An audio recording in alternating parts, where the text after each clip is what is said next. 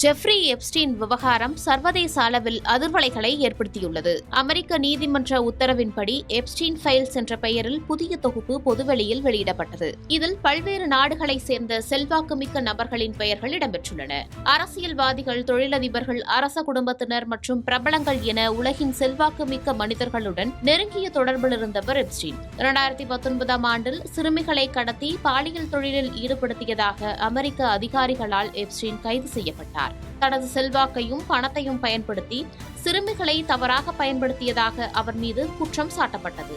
அவர் கைது செய்யப்பட்ட சில வாரங்களிலேயே நியூயார்க் சிறையில் சடலமாக மீட்கப்பட்டார். இது தற்கொலை என அதிகாரப்பூர்வமாக அறிவிக்கப்பட்டாலும் அவரது மரணம் உலகளவில் பல மர்மங்களையும் சர்ச்சைகளையும் கிளப்பியது.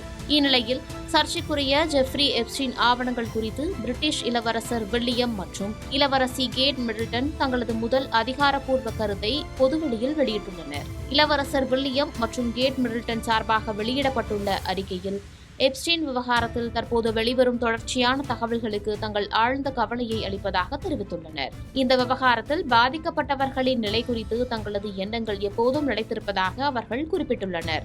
எப்ஸ்டீன் தொடர்பான புதிய ஆவணங்களில் மன்னர் சார்லஸின் சகோதரரும் இளவரசர் வில்லியமின் உறவினருமான முன்னாள் இளவரசர் ஆண்ட்ரூவின் பெயரும் சில புகைப்படங்களும் இடம்பெற்றுள்ளதாக கூறப்படுகிறது.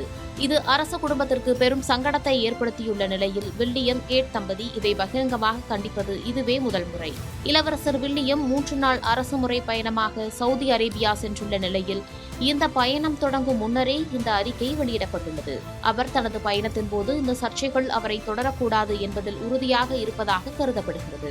ஜெஃப்ரி எப்ஸ்டீன் தொடர்பான ஆவணங்களில் முன்னாள் இளவரசர் ஆண்ட்ரூ தொடர்பான புதிய தகவல்கள் இடம்பெற்றுள்ளதால் அவர் தனது அரச குடும்ப பொறுப்புகளில் இருந்து முற்றிலும் விலக்கப்பட வேண்டும் என்ற கோரிக்கையும் இங்கிலாந்தில் வலுத்து வருகிறது.